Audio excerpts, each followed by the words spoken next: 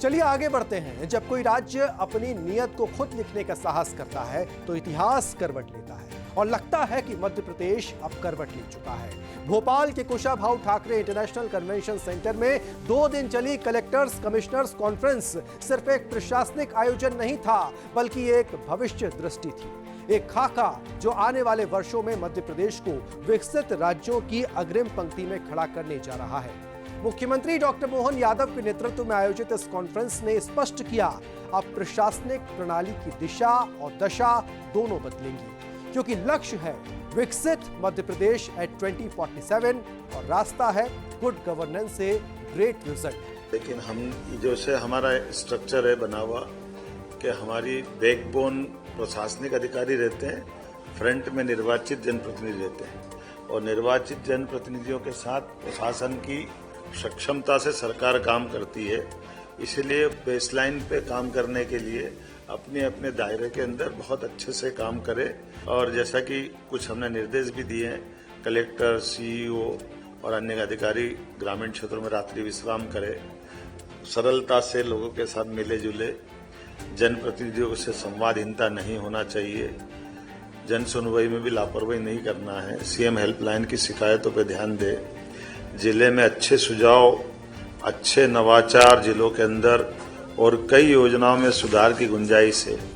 इस कॉन्फ्रेंस में जिन विषयों को चुना गया वो कोई सामान्य विभागीय एजेंडा नहीं थे, वे आने वाले मध्य प्रदेश की आत्मा है। आइए इन विषयों के जरिए हम समझें कि मध्य प्रदेश के आगामी रोडमैप। सबसे पहला है कृषि और ग्रामीण समृद्धि। कृषि को लेकर जो अगले 5 सालों का रोडमैप तैयार किया गया है, उसमें हर जिले में कम से कम 100 किसानों को जैविक खेती के लिए प्रोत्साहन देना है। हाट बाजारों में जैविक उत्पादों के लिए अलग मार्केट जोन होना, सोयाबीन और अन्य प्रमुख फसलों में भावांतर योजना की पारदर्शिता सुनिश्चित करना, दुग्ध, दाल, मसाले और टमाटर उत्पादन को बढ़ावा देकर प्रोसेसिंग इंडस्ट्रीज को जोड़ा जाना। यानी साफ है, अब लक्ष्य सिर्फ उत्पादन नहीं बल्कि ग्रामीण अर्थव्यवस्था को उद्यमिता से जोड़ना है। बात स्वास्थ्य और पोषण की करें तो स्वास्थ्य समाज की समर्थ राष्ट्र की बुनियाद होता है। मुख्यमंत्री ने घोषणा की, हर जिले को मेडिकल कॉलेज की सुविधा से जोड़ा जाएगा।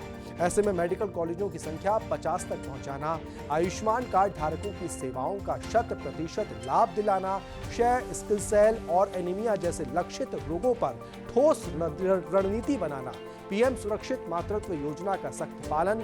यानी अब स्वास्थ्य सेवाएं केवल इलाज का साधन नहीं बल्कि सामाजिक समानता का जरिया बनेगी। मध्य प्रदेश सरकार का शहरों के विकास का रोडमैप भी आपको बताते हैं, क्योंकि शहर सिर्फ इमारतों से नहीं बनते बल्कि विजन से बनते हैं। सूबे के मुख्यमंत्री की सोच है कि हर जिले को वर्ष 2047 को ध्यान में रखते हुए नगरीय कार्य योजना बनानी होगी। ऐसे में स्वच्छ भारत मिशन को जमीनी स्तर पर और मजबूत करना होगा। ईडब्ल्यूएस आवासों का शीघ्र आवंटन करना जरूरी है। पीएम स्वनिधि योजना के जरिए छोटे व्यापारियों को ताकत देना होगी और हर नगर निकाय को मास्टर प्लानिंग की ट्रेनिंग देना होगा।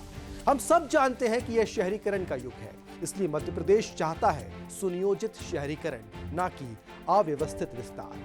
डॉक्टर मोहन यादव की भी मानते हैं कि जन भागीदारी ही सुशासन की आत्मा है, इसलिए उनके ये विचार नीति का हिस्सा बनेगी। इसलिए प्रशासनिक संवाद का रोडमैप भी बनाया गया है। स्थानीय मीडिया और सोशल मीडिया से सतत संवाद की बात की जा रही है।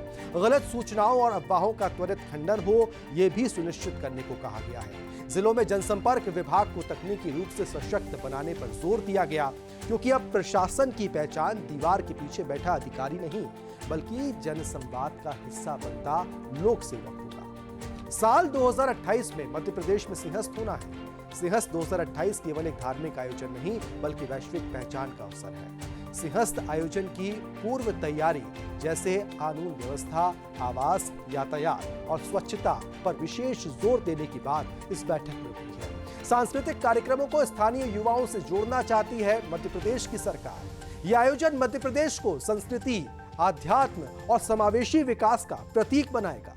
यानी इस कॉन्फ्रेंस से जो विकसित मध्य प्रदेश एट 2047 डॉक्यूमेंट तैयार किया गया है, यह अब केवल सरकारी फाइलों में सीमित नहीं रहेगा। ये डॉक्यूमेंट अब हर जिले, हर ब्लॉक और हर पंचायत का विजन दस्तावेज बनेगा।